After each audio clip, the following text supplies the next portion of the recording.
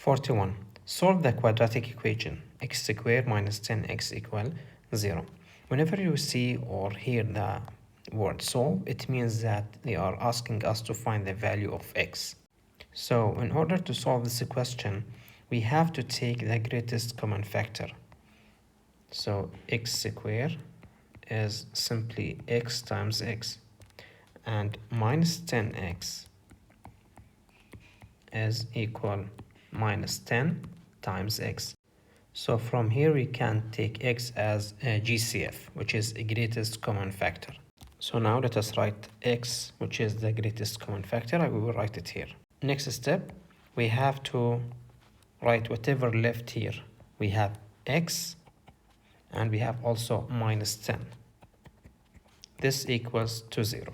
Next step, we have to solve for x. So x either equals 0 or x minus 10 equal 0.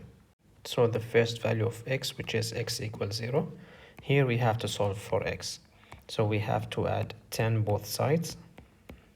These will cancel out. So x equal 10.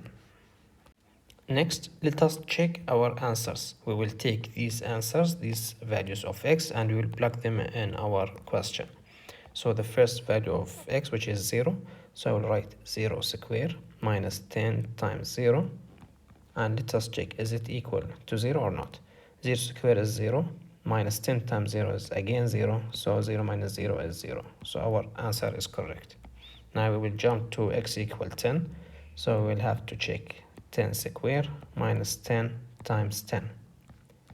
Is it equal to 0?